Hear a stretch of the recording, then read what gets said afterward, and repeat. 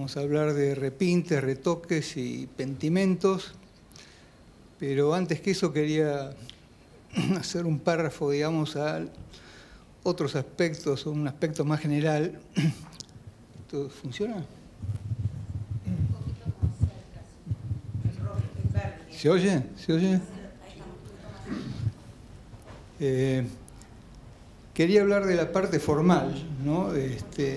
Porque si bien el mensaje de Berni y su vigencia son evidentemente en esta obra lo principal, diría, o muy importante, y hay otras cosas que hacen que tenga tanta pregnancia o que sea tan valorado o que nos llegue tanto, que tiene que ver con valores formales.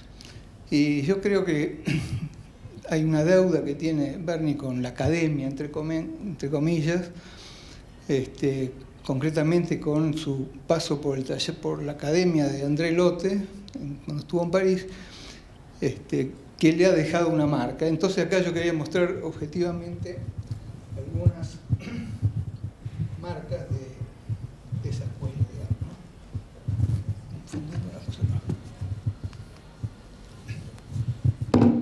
Antes de entrar en el tema específico, ¿no? Y quiero hablar de estas 4 líneas. No puedo hacer las dos cosas al mismo tiempo. Estas 4 líneas en amarillo que tienen su relación con esto que estuve mencionando, la estructuración de la composición de acuerdo a cánones clásicos. Hay una vertical central que divide, eso podríamos indicar, bueno, yo creo que es bastante evidente ahí, esa vertical que pasa por la puerta, justo por el medio de esa puerta de la Casa Roja, donde se unen las 2 hojas de la puerta, y que divide en 2 mitades exactamente iguales a la composición, a la superficie del cuadro. Después están las otras 2 verticales, que a su vez pasan por las aristas de la Casa Roja, las aristas más visibles, por el ángulo en el cual estamos viendo la pintura, de la Casa Roja, y la otra que le sigue, más allá, y que divide a su vez en 3 partes idénticas el espacio, ¿no? La superficie del cuadro. Y la 4ª línea sería la superior, que pasa por el borde superior de la pancarta. Es horizontal, está dejando debajo de sí un rectángulo, que es un rectángulo con las proporciones doradas, ¿no?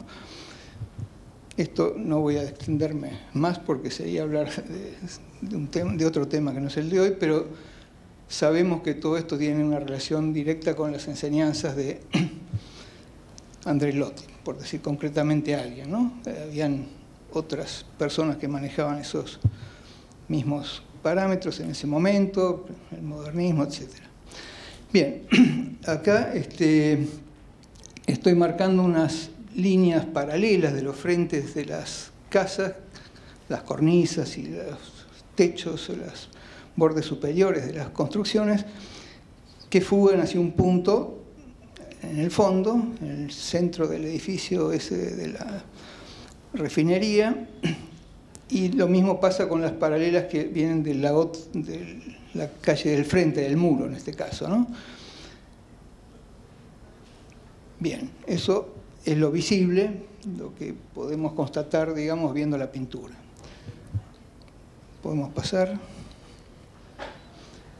En esta diapositiva vemos una mitad izquierda con una fotocolor con luz visible de un fragmento, el fragmento de la pancarta, y a la derecha el mismo motivo, pero en radiografía, digamos, es la radiografía de ese sector.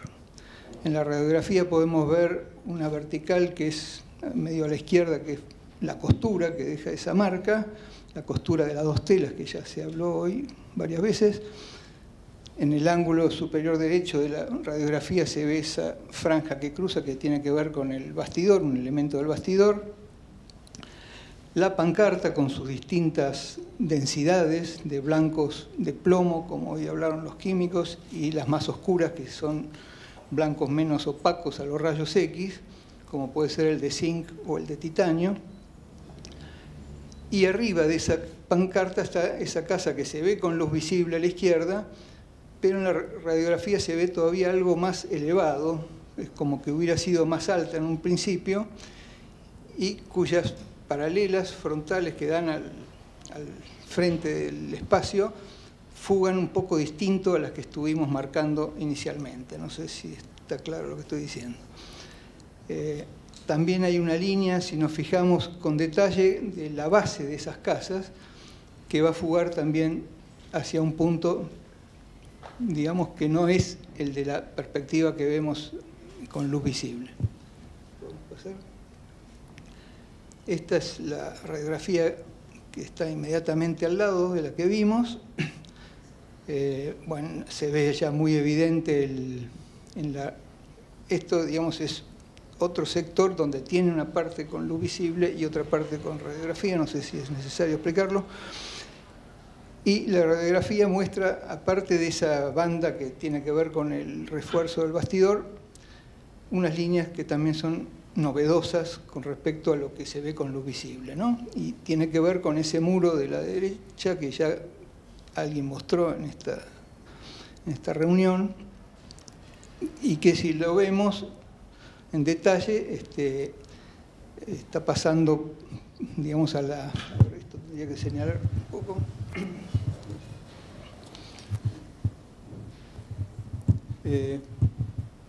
La pancarta esa visible que vemos, primero hay una pancarta que no está visible, ¿no? Que está en el fondo, que es más apaisada, que fue suprimida.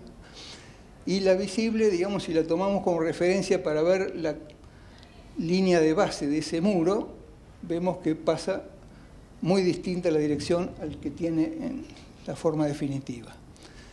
Esto lo vamos a ver más adelante, digamos, esquemáticamente, ¿no? ¿Podemos pasar? En el espacio que queda... A ver, perdón. Bueno, cuando retira esa forma que estábamos viendo, la forma pasaba, la línea esas, como pueden ver la cartela de la pancarta de la izquierda, que era una referencia, desde ahí podemos hacer una línea que llega hasta el ángulo inferior derecho, que sería más o menos la base de esa muralla, que cuando se retira deja un espacio, y en ese espacio vemos estas cabezas hechas a pincel directo, que ya mostraron hoy también, pero sirve como indicativo de una de las formas de dibujar de Berni, que no es solamente con carbonilla, con el dibujo previo, sino que puede hacerlo indistintamente con pincel, llegado el caso. Y en general todas las figuras pequeñas de esta obra son realizadas directamente a pincel, ¿no? Vamos a pasar. Bien, en esta imagen se ven en el ángulo superior derecho las dos placas juntas que estuvimos viendo recién, con los detalles que dijimos, menos visibles. Y si nos vamos para la izquierda, vamos a ver otras tres placas, dos que están contiguas unas con otras, pegadas al borde de la pintura, y una más en la zona central. Siempre las bandas blancas, ya sea la dirección que tengan, verticales o diagonales, tienen que ver con elementos del bastidor. Y en la imagen lo que nos interesa acá es que, si vamos al grupito de las dos que están unidas a la izquierda, parte una franja, unas líneas en diagonal ascendente hacia el centro del cuadro, que terminan en la otra placa que queda separada, cortándose con una perpendicular a esa dirección diagonal. Si esa perpendicular nosotros la proyectamos hacia abajo, vamos a ver que cae a la altura del puño del centro de la obra, ¿no? Podemos pasar. Esto sería esquemáticamente lo reproducimos esquemáticamente, algo que lo vimos parcialmente con las placas, ¿no? Están en blanco las fugas del muro y de las construcciones del fondo, que van a un punto de fuga ligeramente superior y a la derecha del otro punto de fuga actual, y esto que sería una pancarta con un puño que está sosteniendo la pancarta, ¿no? Podemos pasar.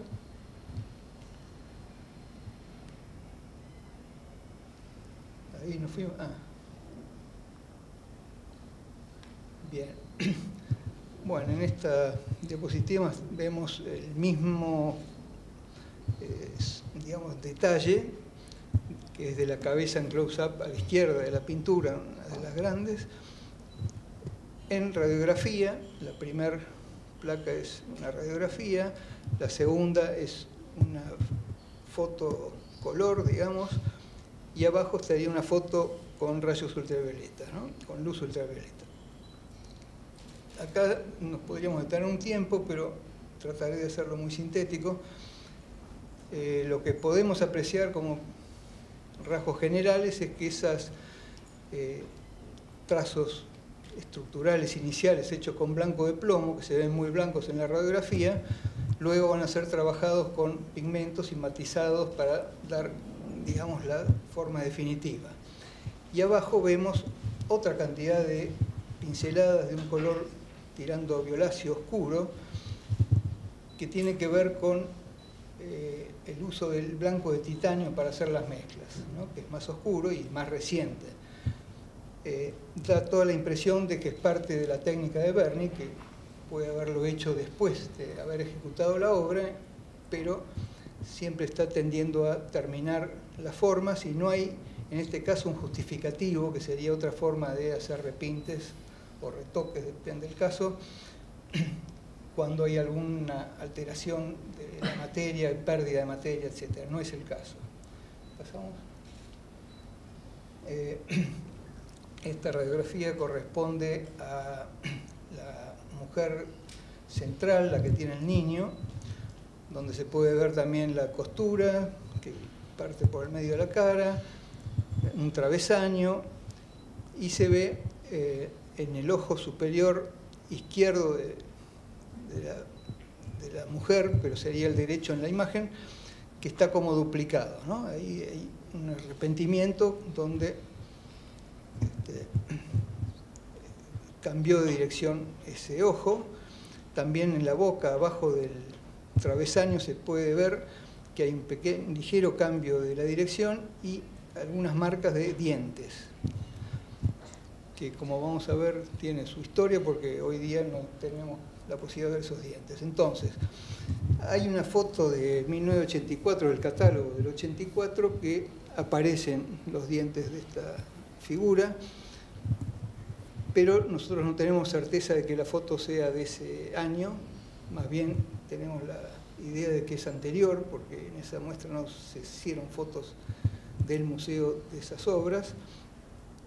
Entonces estaba la posibilidad, cuando la descubrimos o cuando nos pusimos a ver este tema, de que fuera el propio Berni el que hizo la intervención de la boca, que sería una posibilidad y más creíble para los restauradores de que fuera un restaurador, por ejemplo, porque es como una medida bastante audaz, ¿no? Pero durante el proyecto apareció una foto de archivo de Espigas, donde sigue teniendo sus dientes y ya Berni había muerto, porque muere en el 81, lo cual nos hace descartar esa hipótesis y más bien pensamos que es alguien, que todavía no sabemos quién, pero que hizo esta eliminación de esa parte de la figura. En paralelo para abajo, digamos, hay dos fotos que corresponden también a la foto esta de archivo, donde, más difícil de ver, me parece, no sé, ustedes que tienen mejor visión, ahí en esta figura se ven un poquito los dientes, pero ya en la versión actual no están esos dientes, así que es posible que haya sido el mismo momento. Podemos pasar a otra. Bien, aquí estoy señalando con estos rectángulos blancos distintos temas que voy a desarrollar en las dos diapositivas que siguen, que es una zona media como conflictiva en la composición, ¿no? Se ve que ha habido formas que hubo que acomodar de alguna manera y están los rastros de esos cambios de posición, de tamaño, etc.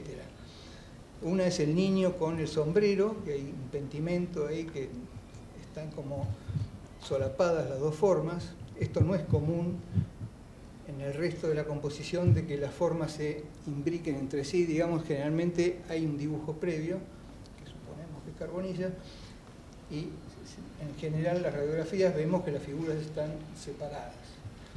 En este caso, digamos, que se dibuja primero una y después la otra no la va a sobrepasar. Ah, perdón.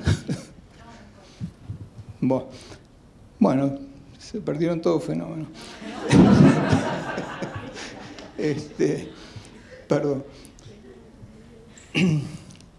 Bueno, ese sería un tema, el niño y el sombrero. Otro es el puño, que es muy significativo y también se ve que ha habido un cambio ahí. Luego están esos dos ojos izquierdos del personaje del puño. Bueno, no sabemos quién es el personaje del puño, digamos, del personaje del sombrero, y el close-up, digamos, más de la derecha del cuadro, que tienen rarezas para mí, ¿no? Son ojos que la primera impresión es que están mal pintados, mal resueltos, y no sabemos si es un repinte, si es de Berni, si es de un colaborador o de un restaurador, no se sabe, pero me parece que es un lindo tema, con un momento de calma, de discutirlo más, porque es cuestión de ver también el propio Berni si no deja estas cosas que no les da un valor, digamos, que sea tan homogénea todas sus formas, ¿no? En otras obras pueden pasar estas cosas. En esta, como es muy formal, a mí me llama mucho la atención. Y finalmente hay un grupito que es esas dos caras que están en el ángulo superior derecho, donde el sombrero tapa la zona del ojo de la otra figura y en las radiografías aparece el ojo, o sea que lo hizo, sería otro caso de acomodamiento de la forma, ¿no? ¿Podemos pasar? Acá está el puño y su radiografía, media difícil de unir las radiografías, justo caen en la zona de la cruceta, ¿no? Hay dos líneas blancas que pertenecen al bastidor, pero lo que quería señalar es el dedo pulgar está claramente cambiado de posición y como apretando más, ¿no? Me da esa impresión como que sería una actitud de menos relajado el puño y puede tener que ver con que está teniendo la pancarta, ¿no? Una función diferente. Pasamos. Bueno, en esta imagen vemos al niño en la parte superior en radiografía, foto infrarroja. Hemos hecho muchas fotos infrarrojas, de las cuales pude seleccionar pocas porque son difíciles de interpretar y no siempre, bueno, nos dan la información que queremos, y una con ultravioleta. En los tres casos vemos el fenómeno este de que se ha pintado algo sobre algo, da la impresión que el niño ha sido pintado sobre el sombrero, y después en la ultravioleta se ven unas pinceladas más, digamos, más débiles que el resto del sombrero, que es como para matizar lo que puede haber hecho al pintar la cara del niño. A la izquierda abajo se ve el ojo del señor del sombrero, digamos, que tiene una rareza con la luz ultravioleta evidente, ¿no? Está pintada con un blanco distinto, como retocada encima, ¿no? No sabemos ni quién ni cuándo lo hizo. Y el ojo de la derecha, que también es raro, pero se lo ve como más integrado. Ese velo lechoso que aparece en la pintura tiene que ver con aglutinantes orgánicos que ya tienen cierto envejecimiento, ¿no? Cuando aparece más nítido, más oscuro, es que es más reciente.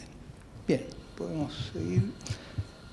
Entonces aquí vemos también esta combinación de luz visible abajo y el mismo fragmento en radiografía, con la costura que pasa, como se puede ver ahí, y el ojo del personaje que lo tiene tapado con la luz visible, que aparece en la radiografía. También es interesante acá ver en la frente del personaje del ojo tapado cómo se continúa hasta la mitad del cráneo más o menos, y después se ve el cabello pintado encima. Esto habla un poco de la secuencia de cómo ha sido pintado, y por ahí no es algo nada excepcional, pero es interesante constatarlo, ¿no?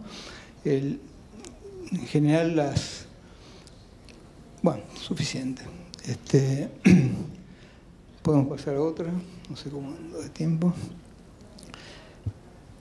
Bueno, acá tenemos 3 imágenes, una con radiación ultravioleta del sector del pentimento que hoy se hablaba, es decir, la supresión de una parte del muro que queda debajo del cielo. Se ve muy importante también mucho color violáceo que tiene que ver con el pigmento blanco de titanio con el cual se ha repintado. Luego se ven repintes del propio Berni por la extensión, tanto en el muro como en la tapia, y muchos retoques puntuales que esos son propios de la restauración del 84. Bien, después volveremos al cielo, pues es muy importante. Quería hablar de la toma de abajo, que es ese sector que vimos parcialmente con la pancarta, con luz visible, pero me quiero referir al cielo, que hay nuevos pentimentos, digamos, hay una corrección de la arquitectura de la casa que queda entre las dos principales, digamos, como que la quiere mandar atrás, y también da como más aire en el cielo. También se ven retoques de la costura muy evidentes, y en la pancarta, de la cual ya se habló bastante hoy, pero aquí se ve claramente que hay algunos pigmentos blancos que florecen blancos, que pueden ser tanto de plomo como de zinc, y otros que son violáceos, que son blancos de titanio. También se ven repintes en las paredes, aparentemente de Berni por la extensión y la forma que tienen, y eso, si uno se acercara, vería que la razón para hacer esos repintes son abrasiones que tiene la pintura, y esto me parece que es algo general, que después de haber hecho todo este recorrido fui sacando como conclusiones, ¿no? Ya hablamos de la vida de la obra, que está como recluida durante 30 años, y cuando empieza a mostrarse en esas circunstancias es cuando se limpian, se preparan las obras y eventualmente se retocan, ¿no? Yo creo que este cielo hoy, con la foto que mostró Silvia, que para mí fue una novedad también, esto sería una diferencia, digamos, ya en la forma actual del cielo. Si nosotros nos fijamos en esa foto no me acuerdo qué institución era, del Ditela 65. Exacto. Ahí hay cambios que, a pesar que se ve muy mal, los mismos que tienen la foto dicen que no se ve nada, pero yo de lejos, teniendo esta imagen presente, me di cuenta que hay cambios ya importantes porque los estaba esperando. Digamos, ¿cuándo fue que se produjo esto, no? Evidentemente es alrededor después del 65, porque si esa foto es contemporánea del 65, esta forma actual que tenemos nosotros arranca después del 65, ¿no? Bien, bueno. Aquí lo que estoy mostrando es siempre en luz visible, es el fragmento de referencia, y a la izquierda una fotografía infrarroja del reverso de esa misma zona del cuadro, ¿no? Está como en una bisagra abierto, y por un lado vemos el anverso y por otro lado el reverso, donde da una situación de una imagen en espejo, ¿no? Se ven simétricamente mirando para los lados contrarios, y acá se ven muchas cosas, pero lo principal que quería mostrar es esta mancha de humedad que ya se habló hoy, que también es un factor que habría que determinar en qué momento se produce, sería muy interesante, no sé si lo vamos a poder, pero evidentemente ha sido causante de una cantidad de deterioros que después motivan otros tantas intervenciones, repintes, retoques, etc. A pesar que hay fotos mejores que no tuve tiempo de poner por una cuestión de extensión, pero acá se puede ver en lo que sería la infrarroja del rostro de la derecha de la mujer, que tiene en la frente un 7, no sé si se llega a ver, y un rectangulito blanco, y también tiene como una zona blanca en el ojo. Yo interpreto que eso puede ser digamos, un adelgazamiento de la pintura que da esa imagen, y me da pie para pensar que esto, por el aspecto además que tiene, siempre me pareció algo diferente al resto de la pintura. Esta cara debe estar, es una hipótesis, totalmente repintada, ¿no? Para mí, así como ha hecho otros repintes completos Berni, esto da esa impresión. Bien, de acá creo que no hay nada más que decir, podemos pasar. Bueno, acá vemos la misma zona, pero la mitad izquierda en blanco y negro sale de la fotografía del Museo Nacional del 84, que puede ser anterior, como ya dijimos, la que presenta por primera vez la mujer con dientes. Y si nos fijamos, medio haciendo un esfuerzo, porque la imagen no es muy buena, más bien todo lo contrario, se ven una cantidad de puntitos a la izquierda que son mermas. Así llegó la obra al Bellas Artes en el 84. Y después, en la imagen de la derecha, tomada con ultravioleta, se ven, digamos, muchos retoques, se ve un repinte muy importante del cual hablamos hoy con los químicos, que es el de la gorra del personaje que está, digamos, al medio. El personaje de perfil a la izquierda, que también que se ha tomado de fotos. Si nosotros nos acercáramos, veríamos, no sé cómo se ve acá, pero hay una gran cantidad de intervenciones, tanto de Berni, ¿no? La nariz, mucho de Berni, y algunos retoques, digamos, fuera de la cara, pero la mayoría de la intervención ahí son repintes y retoques de Berni. Un dato interesante es ver, por ejemplo, el blanco del ojo retocado con blanco de titanio. Es otra evidencia que el blanco de titanio tiene esa coloración violácea. Ahí se usa casi puro. Cuando se usa con mezcla tiende a eso, pero ahí está el blanco de titanio puro. A ver si puedo mostrar esto, no sé. Ah, aquí hice. Desastre.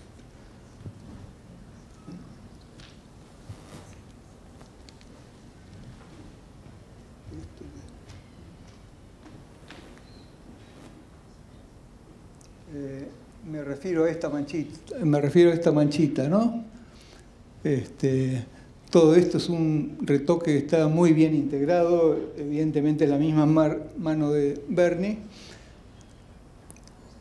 Luego, otro tema importante son los ajustes que puede hacer el artista, en este caso, siempre es el artista, perdón, en este caso Berni. Una vez terminada la pintura se puede repasar una serie de detalles como para darle más, como una terminación. Pero esto está en varios otros ojos, justamente acá tenemos nada más que este, y acá un poco. Estas pinceladas son como retoques de ajuste, es decir, les doy yo esa categoría, digamos que es el retoque que hace el artista, diferente al retoque del restaurador. Bien, y acá la rotura que teníamos, que se veía el 7, etcétera, se ve la última capa, que es un retoque un retoque visible por la luz ultravioleta, ¿no? Bien, bueno. Estos retoques que los vimos en fotos anteriores son de Berni. El blanco del ojo de vuelta retocado con titanio. Bien. Creo que la última, sí. Como conclusión de esto, sí, diría tendríamos que sumar cosas que se han visto. Esto me lo saco, me tranquiliza. Tendríamos que sumar cosas que se han visto hoy, pero digamos, dentro de los objetivos que tenía con esta recorrida por los repintes y retoques, era tratar de identificar momentos que fueron hechos. Evidentemente todo lo que está visto en rayos X, que no aparecen actualmente, es el momento que pinta la obra Berni, eso no nos queda duda. Después el tema de las pinturas de tapar los dientes, que tenemos fechas más o menos precisas de cuándo aparecen y cuándo aparecen los retoques, digamos. Sabemos que es algo muy tardío, de los años 90, debe ser más o menos. Me queda una gran incógnita con el cielo, que es un cambio muy importante porque prácticamente repinta todo el cielo, corrige las construcciones, le da como más espacio al cielo. También tenemos, digamos, intervenciones que aparecen cuando el cuadro sufre ese trauma del agua, que no sabemos cuándo es. Y después, en general, lo que he sacado a la conclusión, viendo más macrografías, que este cuadro tiene muchas partes muy abrasionadas, ¿no? Seguramente en cada salida al exterior o a distintos centros para ser expuesto, ha tenido intentos de limpiezas donde se han pelado las crestas de las pinturas, eso se ve en la gorra, se ve en varios lugares que después aparecen los repintes. Yo creo que una de las causas principales de retoques y repintes tienen que ver con esa situación de tener que mostrar la obra. Bueno, hasta aquí llegamos. Gracias.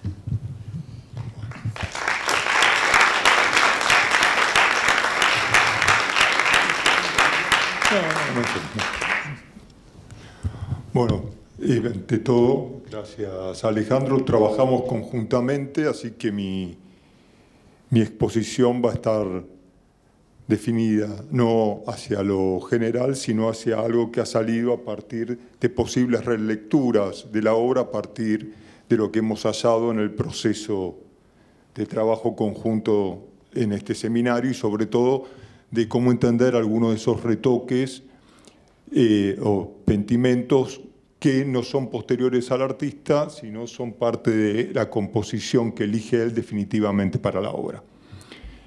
Y que si esto nos permite acercarnos a una nueva interpretación coyuntural de la producción. La composición ya la han trabajado, algunas cosas que pensaba plantear, como más o menos somos el mismo público que la mañana, y ya se han repetido, que es lo lógico dentro de un trabajo conjunto.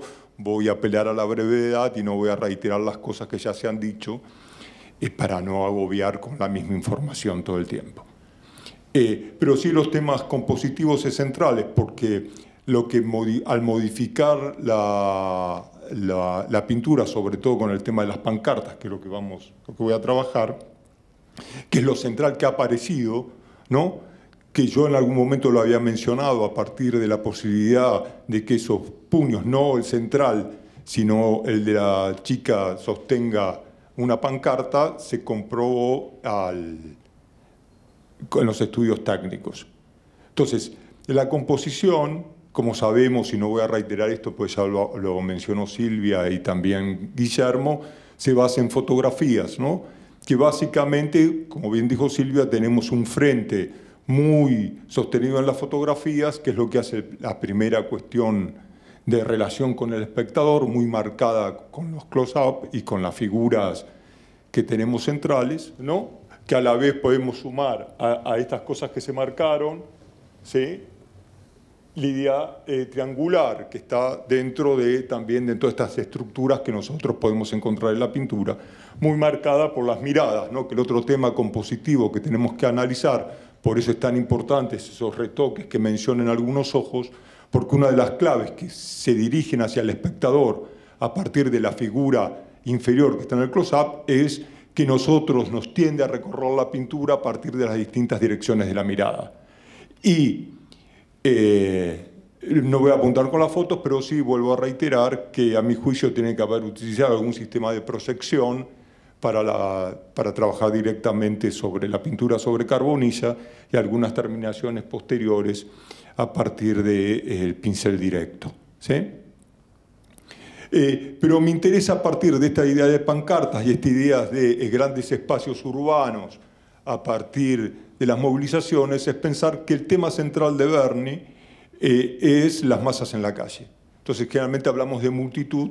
Acá en el seminario yo prefiero usar el término masas, que es cuando se discute también el tema de la democracia de masas por un lado, o los totalitarismos que también apuntan a un sistema de relación con las masas. Entonces, la dificultad de Berni es cómo representa las masas y cómo se disputan esas masas en la calle, ¿no? Que se pueden disputar desde la derecha, ¿no? Porque tal vez una de las grandes movilizaciones que tenemos en los 30 es justamente el golpe del 30, ¿no? Que abre un nuevo periodo de lucha política y social, porque se vincula también con el crack del 29, que son los dos temas que cruzan la obra de Berni de los años 30 y que los que estudian la historiografía de la izquierda llaman, ¿no?, las marchas y las consignas del tercer periodo dentro de las izquierdas, ¿no? Entonces tenemos dos cosas que confluyen.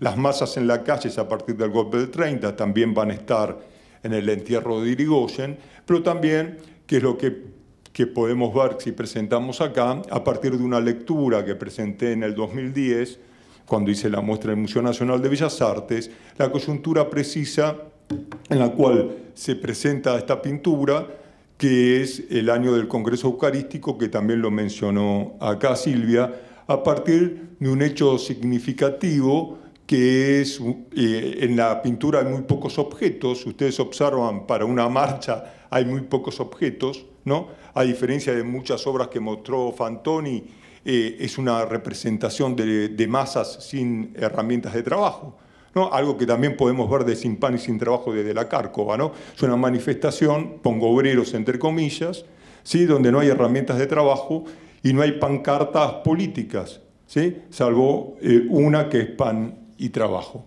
No, yo establecí esa lectura que estoy revisando y me pongo a revisarla a partir de pensar nuevamente la pintura en el seminario, que el pan, que era lo que argumentaba, un niño con un pan, no puede tener otra referencia en el 34 a lo que es el eje central político de la discusión del Partido Comunista local en 1934, que es la campaña contra el Congreso Eucarístico, ¿sí?, que se basaba en su principal actividad en la comunión a los niños. El tema de la comunión a los niños es una cuestión teológica muy importante, ¿sí?, que se va resolviendo a partir de comienzos de la década. Por ejemplo, César Augusto Ferrari hace un mural sobre la comunión de los niños que está en la iglesia de San Miguel, ¿sí?, apoyando una idea que tenía muchas discusiones dentro de la iglesia. Donde se consolida definitivamente la Eucaristía de los niños es en el Congreso del 34. Entonces, mi argumentación es que un niño con un pan en el 34 es una referencia directa a la Eucaristía y que son las movilizaciones de masas, ¿sí?, que tienen que ver, que movilizó a la Acción Católica recientemente fundada en las disputas que hacían los católicos. También las organizaciones de católicos obreros manejadas por Monseñor Miguel de Andrea, que eran muy fuertes también en Santa Fe, también en casi todas las provincias, la nueva organización de la Acción Católica y de los círculos de obreros católicos, ¿no?, que confluían en muchísimas actividades.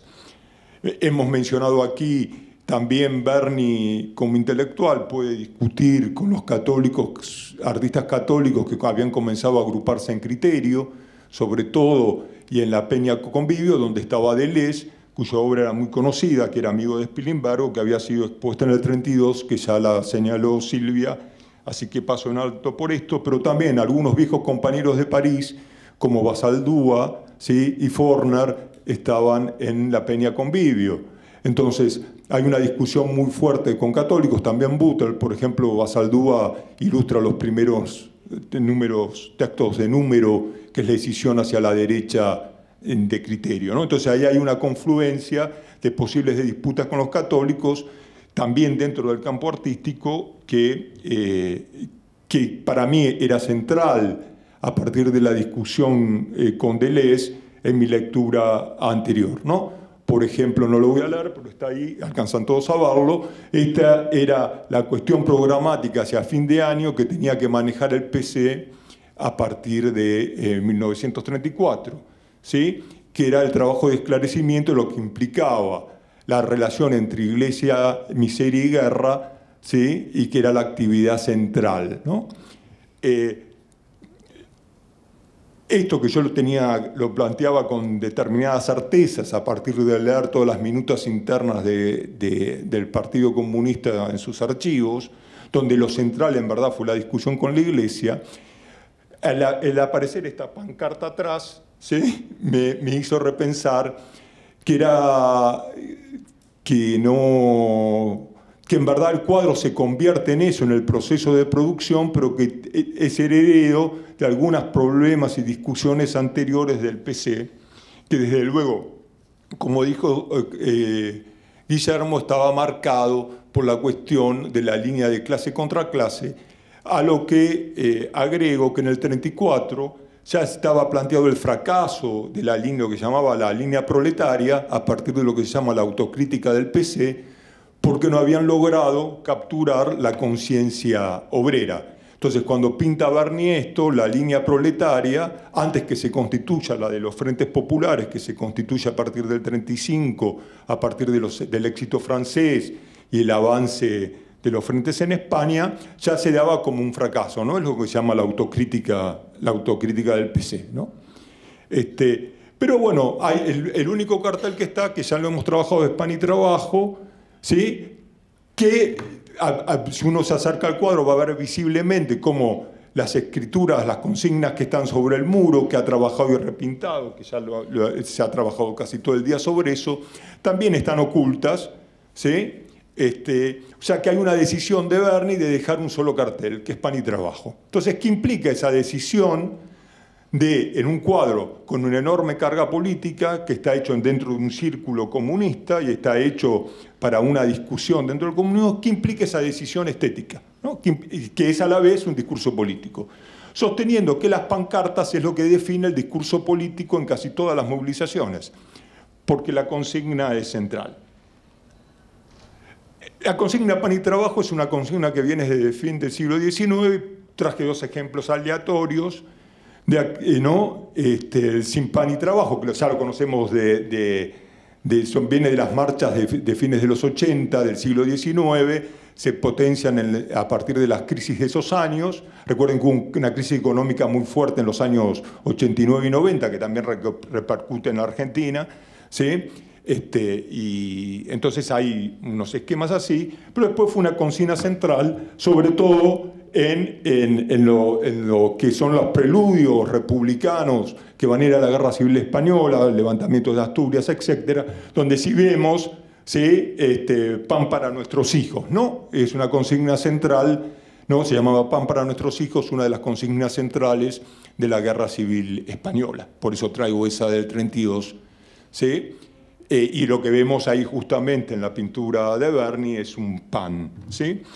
Pero la desaparición de esa aparición fantasmática de la pancarta, ¿sí?, que ahí está el esquema, ¿no?, que es un esquema rígido, nos permite dos cosas. Primero, que lo que yo pensaba que era un puño revolucionario es un puño que sostiene una pancarta, ¿no? Lo que compensa con que si ustedes ven aquí, y si van a ver el cuadro, lo ven detenidamente, ven que de esta mano sale aquí como una caña negra, ¿no?, que era lo que yo siempre he visto en el cuadro, pero no podía ver lo que estaba dentro. Entonces este puño no es el puño de la conciencia que pega sobre el obrero de adelante, literalmente, sino que sostiene la campaña. Y eso también justifica esta mirada, ¿sí?, que se dirige hacia los altos y estas que se dirigen a la pancarta, ¿no? Entonces el mensaje que había acá debía ser central y muy atado a una coyuntura previa al momento de terminación de la pintura.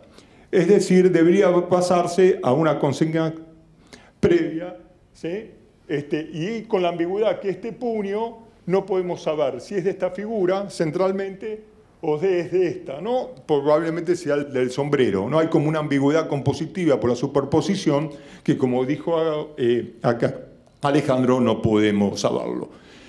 Y yo había interpretado los rostros, que pueden buscar el texto mío que está online, sobre una cuestión más cristiana, ¿no?, todo un universo cristiano, que, como dijo Fantoni, atraviesa toda la producción de Berni, también por influencia de sus formaciones visuales, pero también porque era el mismo recurso que utilizaba Siqueiros, porque era una manera del mensaje acercarse a unos sectores populares que se consideraban de formación cristiana, ¿sí?, en América Latina. Y entonces, pensando el tema de las pancartas y también las composiciones, y si la composición respondía a una situación anterior de discusión del PC, hubo, desde que después que yo me escribí mi texto, en el 2010, hubo un resurgir de ciertos estudios de la izquierda vinculados, aunque hay algunos textos previos, yo no lo había relacionado, como algunos que se hicieron en el 2000, vinculado a los desocupados, ¿no? Y que hacía, que tiene que ver claramente con toda obra de Berni, con esas fotografías de desocupados, pero no el tema de las marchas de desocupados, que se llamaban sobre todo las Hunter March inglesas, un tema central en los partidos comunistas sajones, tanto en el Partido Comunista Británico y en, acá vemos una que es la de Edmonton, Alberta, en Canadá. Ven que son absolutamente masivas, ¿sí?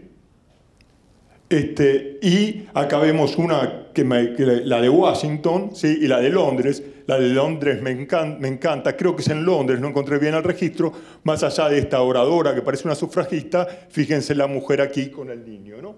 Que es encantadora. Todas imágenes que se reproducían habitualmente en las publicaciones de izquierda, ¿no? Ahora hay muchas de archivo que yo no podemos calibrar el conocimiento no que tenía Berni de esto, pero en el momento que está Berni en Europa, ¿sí? Él regresa en el 31, es el momento de auge de las marchas del hambre, ¿no? Se llamaban manchas del hambre, manejadas por los partidos comunistas, ¿sí? Vinculados con las uniones sindicales. Entre las cosas que pedían las marchas de desocupados, también acá eran las jornadas de 6 o 7 horas, el seguro de desempleo, bueno, parece una consigna actual casi, ¿no? Entonces acá el Partido Comunista local organizó algunas marchas de hambre y hay discusiones sobre la organización de los desocupados entre el 29 y el 33. Para el 34 es un tema que desaparece de la agenda y aparece el Congreso Eucarístico. Entonces, si nosotros pensamos qué podía decir esa pancarta, ¿sí? No debería vincularse a la guerra, porque es el 34, y sí tal vez se vinculaba con los temas de la consigna de la marcha del hambre, ¿sí? De las marchas del hambre, que sabemos que hubo marchas del hambre en el 33, sobre todo en Buenos Aires, no sé si en Rosario, aunque mi lectura de las escenografías de los espacios de Rosario, aunque sí apuntan a un trabajo muy local, no quiere decir que la lectura de esos espacios tengan que leerse solamente en términos locales, porque sino que apuntan tanto a términos de las discusiones nacionales del PC como a las discusiones internacionales. Por ejemplo, en Medianoche en el Mundo podemos encontrar ese bajo puente de Rosario, pero sin duda que refiere a la caída de Málaga a principios del 37, que es una discusión central porque es la intervención de los extranjeros, sobre todo los alemanes y los fascistas italianos, al igual que el Guernica. Entonces es un tema comunista, es el paralelo al Guernica. Entonces la pintura, a mi juicio, es del 37 y después se recicla en el 41 para hablar de Stalingrado, ¿no? Entonces, que es lo que hace generalmente Berni.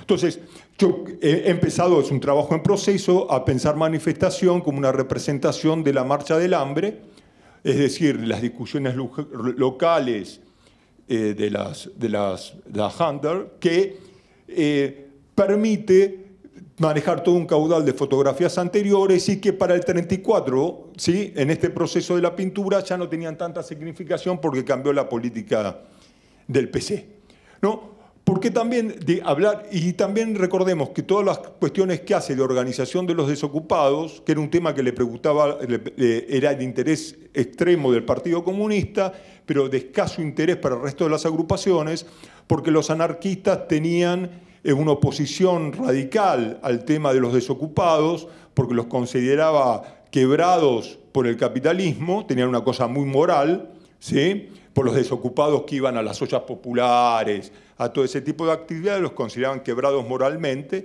por lo tanto no es una iconografía anarquista.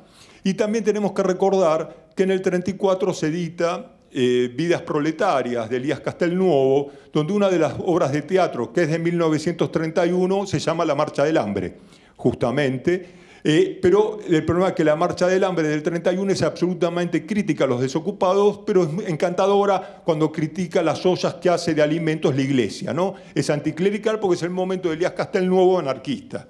Entonces, gran parte de las discusiones cuando trabajamos pintura muy marcada por las filiaciones políticas es, a mi juicio, determinar con exactitud la coyuntura de producción y exhibición, porque equivocarse en el programa de la consigna implica la pertenencia o no adentro de las estructuras partidarias.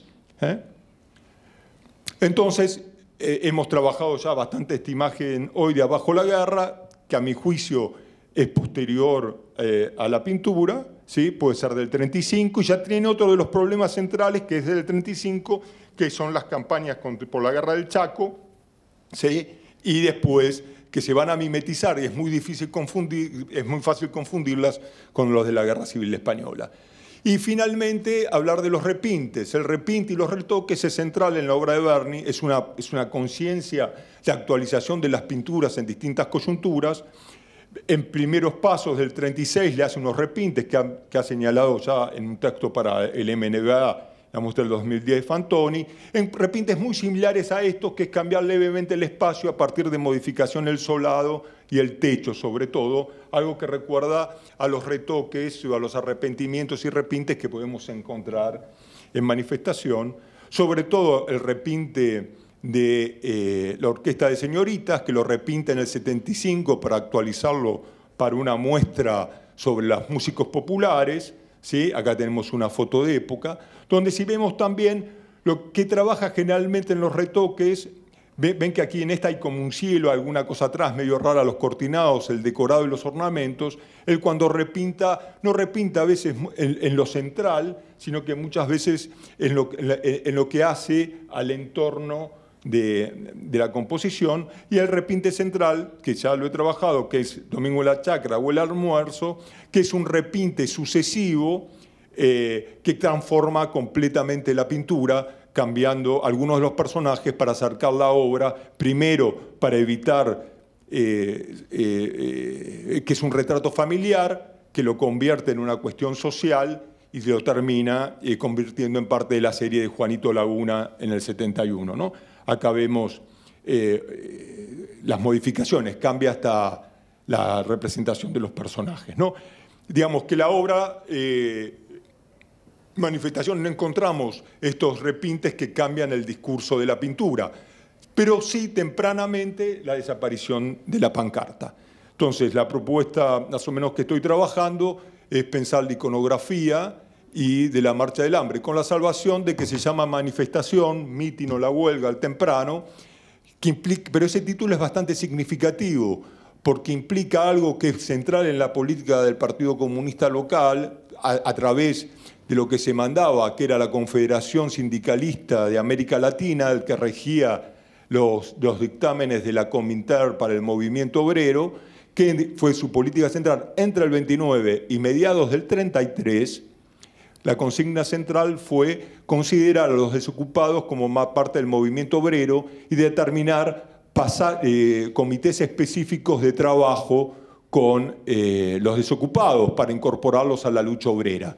¿Sí? Una posición bastante radical, con el problema que tenían, que acá no había seguro de desempleo, entonces había que discutir el seguro de desempleo, la jornada de 7 horas, y la consigna central, ¿sí?, de los movimientos desocupados comunistas era tomar el pan donde lo haya, y la otra era pan para los trabajadores. Y curiosamente, los comités desocupados que armaron, el que estaba vinculado a esa miseria que dice Puigros y a los temas de la villa que se encontraba, no, una de las primeras villas se encontraba en Costanera y Escalabrino Ortizco, y es Costanera y Canin, ¿no? Muy cerca de acá estaba una de las primeras villas que fue desmantelada por el gobierno de Justo en el 37. El comité de desocupados de allá se llamaba Pan y Trabajo. Entonces hay toda una circulación de la idea de pan y trabajo vinculada al movimiento de desocupados, de organización por el PC, que pierde su efectividad a partir del 39 y casi desaparece en el 34, porque los índices de desocupación baja muchísimo a partir del 34. Se consideraba 1 millón y pico en el 29 y el censo del 33 define el 33 aproximadamente 300.000. Entonces ya la actividad pasa a volcarse mucho más en el movimiento obrero y en la disputa contra la Iglesia, porque los prolegómenos de la Guerra Civil Española y el avance del fascismo implican otros trabajos más allá que el trabajo sobre los desocupados. Al respecto, una de las preguntas que nos estamos planteando es por qué la obra no se exhibe entre el 35 en una muestra prácticamente partidaria, ¿sí?, y 1965. A mi juicio no se sirve simplemente, y por qué Berni prefiere en las muestras que hace retrospectivas exhibir desocupados o exhibir chacareros, aunque estuviese en préstamo en el Siburi, las pide para galerías, o Jujuy, aunque después la vende al Estado para que decore el hotel, Yau Yau. ¿Por qué resuelve eso? Porque a partir del 45, manifestación, no era una disputa entre comunistas y anarquistas, entre comunistas y la Iglesia, entre esos dos procesos de la pintura, sino simplemente podía verse como una obra peronista. Muchas gracias.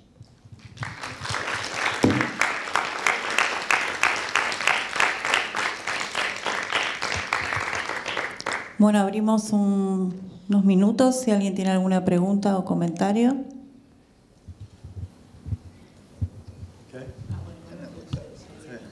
¿Alguien más?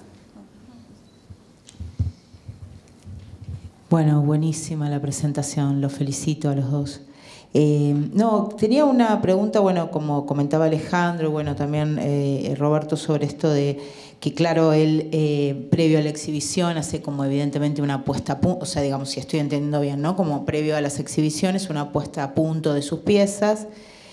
Pero entonces la pregunta sobre los repintes tiene que ver cómo, digamos, cómo controla, o si hay algo de eso que también se puede tematizar en relación con lo que están estudiando, como la homogeneidad de la pintura, ¿no? O sea, digamos, si empieza retocando en un lado, cómo le funciona en el otro, digamos, cómo se da esa situación con pintura nueva. Digo, habían pasado casi 40 años entre, digo, por lo menos tal vez las que muestran retrospectivas, ¿no? Entonces, por un lado, saber un poquito más sobre eso, sobre cómo sostiene un planteo homogéneo, o por lo menos cohesivo, ¿no? Orgánico en la composición. Y por otro lado, si querían explicar un poquito más este tema del pasado a la fotografía, digamos, del pasado de las fotografías a la pintura, con reproducción mecánica, digamos, muy derivada de la acción de Siqueiros, un poco como que era un tema que también se trató a la mañana, pero tal vez explicarlo un poquito más me parece que puede estar bueno.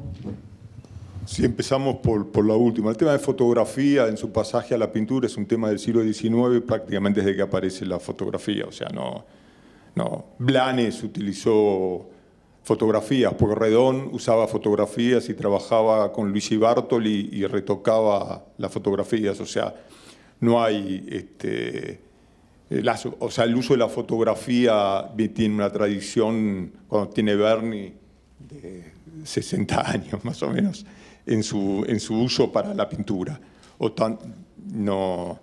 Digamos, no es ninguna novedad, ¿sí?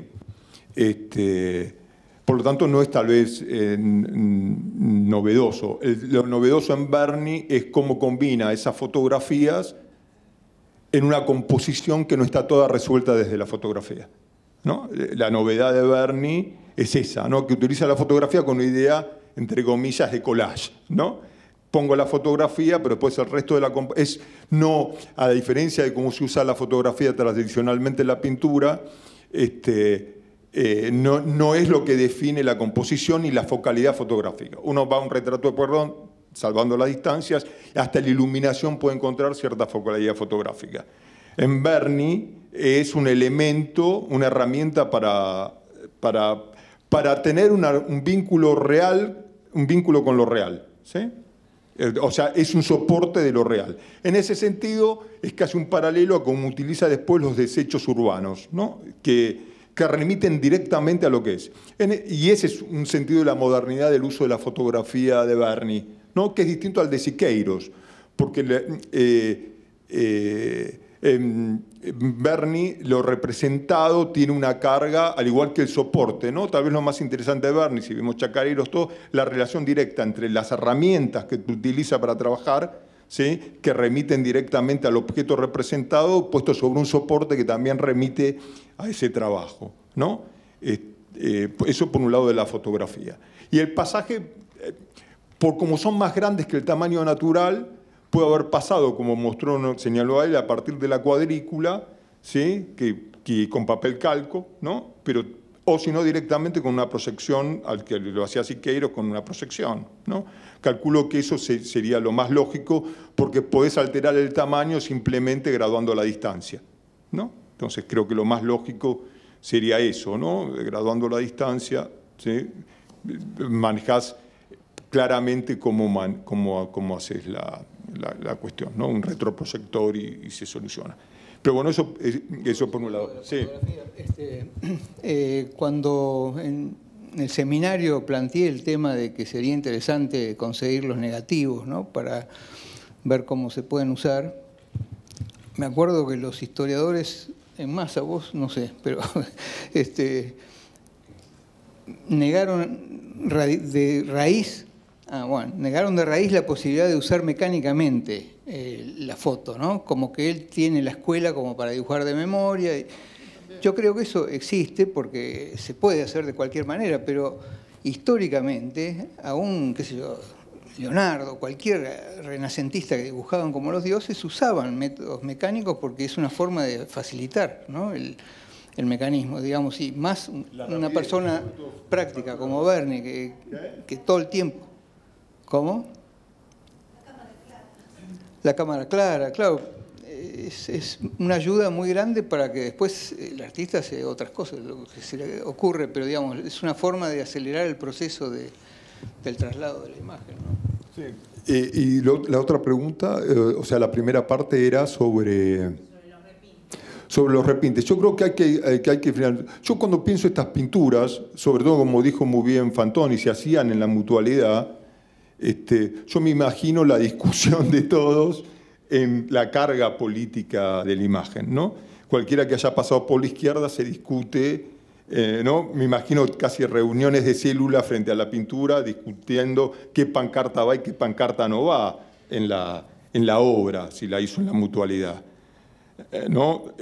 Hay un proceso de discusión en la producción que se debe también a cuestiones ideológicas, por más que sea individual. Con Pico le debe haber discutido qué ponían en las campartas, porque no es un tema menor, ¿entendés? Porque el tema del discurso que se presenta es lo que define políticamente, y no hay símbolos comunistas en la pintura, ni uno, ¿sí?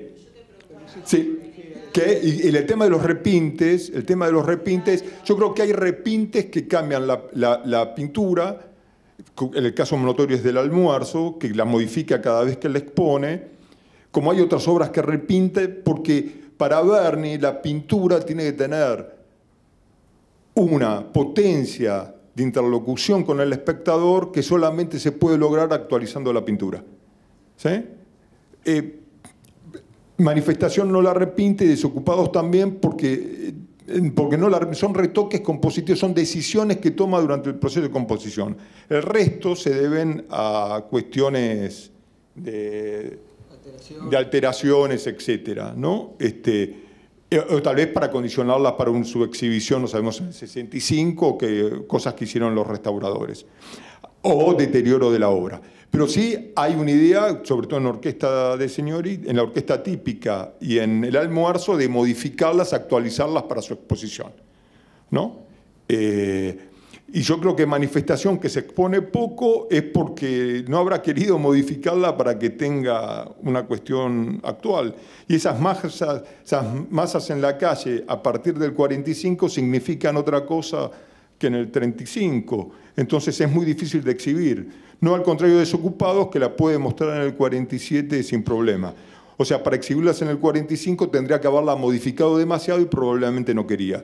La obra se activa, es una obra que se activa en los 60, mediados de los 60, ¿sí? Justamente en movimiento de grandes movilizaciones, ¿sí? Como son los mediados de los 60, y se vuelve a activar por dos factores. En el 2000, bueno, su incorporación al Malva, ¿sí? Que le da una visibilidad permanente, por un lado, y por el otro que coincide con la gente en las calles de nuevo y con un auge de los movimientos desocupados, ¿sí? ¿No? Entonces, y de las movilizaciones de masas, ¿no? Entonces, creo que ahí hay un punto. Y justamente se recupera en el 84, ¿no? En un proceso democrático con la gente en la calle. No, es una obra que se reactiva sin necesidad de repintes. El resto, para que tengan una interpelación actual, es necesario que sean repintados, ¿sí? Este tema... perdón.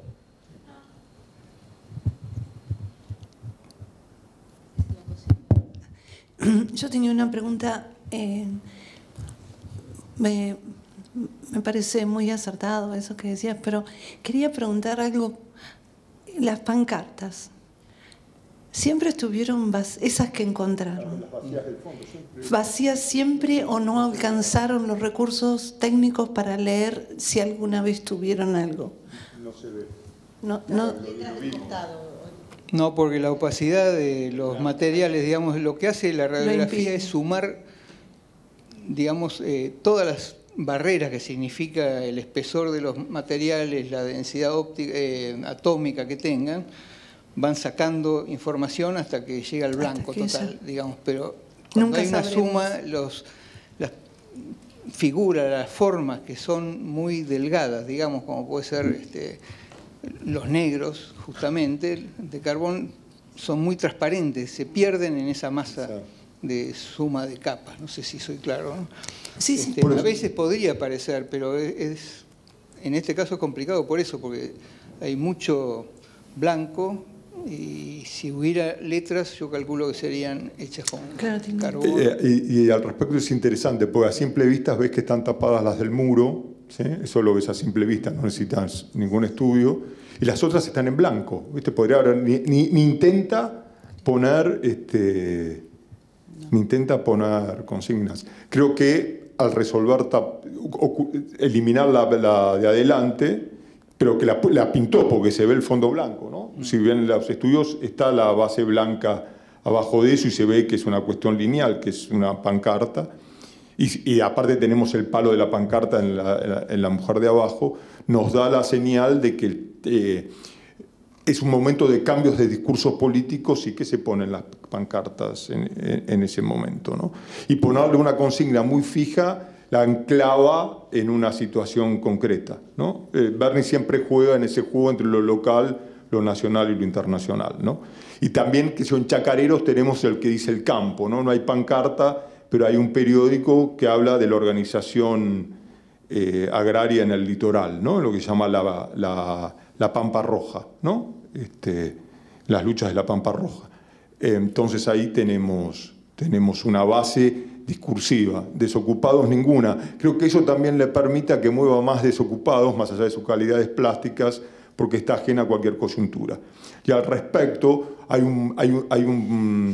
una minuta o un escrito interno del PC muy lindo que dice dónde hay que organizar a los comités desocupados. Y dice, tenemos que armar comités desocupados que activen en las puertas de la fábrica, en las estaciones de cargas, de trenes de carga, ¿no? Dice un texto del 32. Entonces se puede hacer un juego con eso, ¿sí? Acá con... Sí, entonces para mí es una marcha del hambre que se vincula con la Iglesia y con la reactivación del tema con Castelnuovo. El problema es que Castelnuovo es una obra, la obra es del 31, anarquista, y la reedita en un contexto cuando él ya es del PC, después del viaje a la URSS, comunista en el 34. Entonces, y esa misma ambigüedad de discusión y que es una crítica a la Iglesia, un ataque a la Iglesia, básicamente, y a la cuestión. Y otra de las cosas muy interesantes, que a diferencia de casi toda la iconografía de Facio, que también pasa del anarquismo al comunismo, o las de Belloc, o las de todos, no hay enfrentamiento.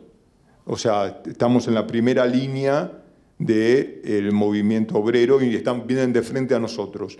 Casi toda la iconografía de lucha del movimiento obrero, cuando es absolutamente proletaria, está el ejercicio de la acción violenta. Por ejemplo, los datos que hay de una marcha del hambre del Partido Comunista organizada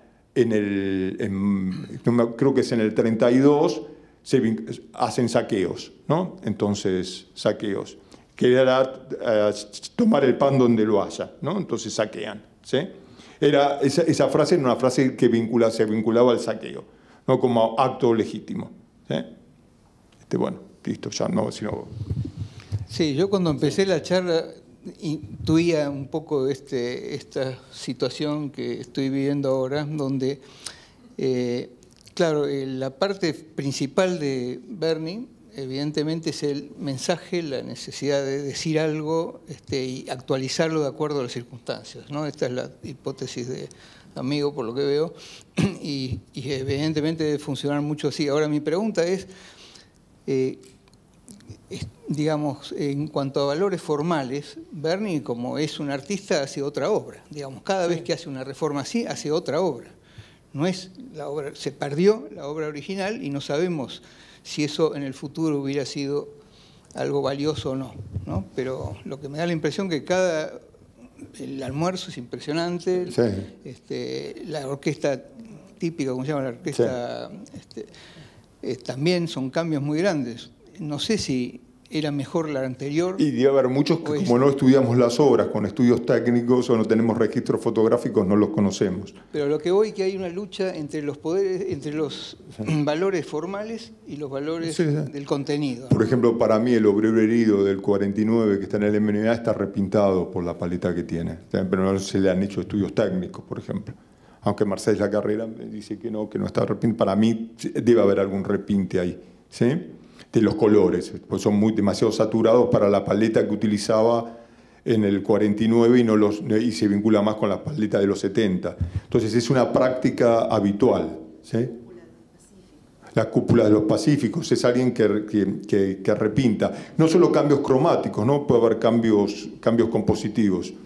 Entonces eso es lo interesante. Bueno, hay hasta cosas que son anecdóticas. En el almuerzo saca el perro que estaba y pone su perro, ¿no? Repinta y pone su perro.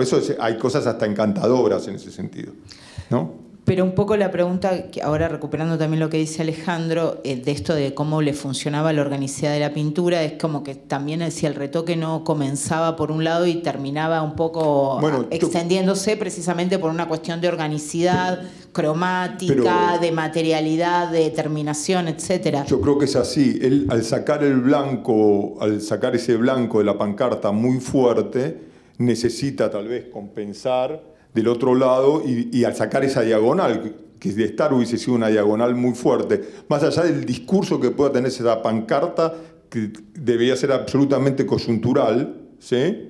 Y una consigna como abajo la guerra. Hoy vemos una imagen que diga abajo la guerra y la ventaja que logró al sacar la pancarta, una obra mucho más universal, digamos, ¿sí? Y por eso tiene que modificar el muro del otro lado, porque anuló una de esas diagonales y genera algo que es muy parecido a la fotografía de Washington, ¿no? Esa ida hacia atrás, ¿no? Y entonces ahí está una creo que de las claves posibles de lectura de la obra, ¿no? Cómo es una pintura tan radical que a la vez actúa en una coyuntura, ¿sí? Que va modificando su discurso y que mejora compositivamente cuando resuelve sacarle discurso, digamos, ¿no? Sí, es muy particular la situación, sí. Porque, digamos, de acuerdo a los que uno está acostumbrado a jugar formalmente en pintura, cuando restaura es otra cosa, ¿no?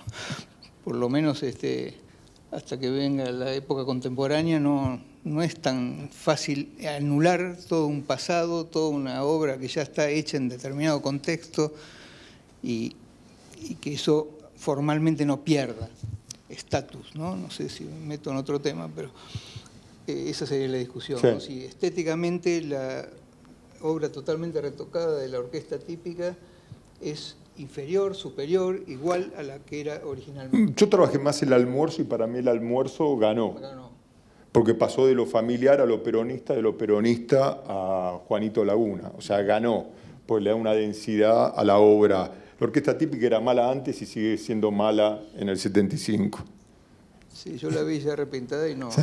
no me gustó. No me Listo, gustó creo que la estamos en materia. tiempo, ¿no? ¿Sí? Sí, así tenemos un ratito para, Dale, así para descansamos. tomar un café. Bueno, gracias. Bueno, muchas gracias.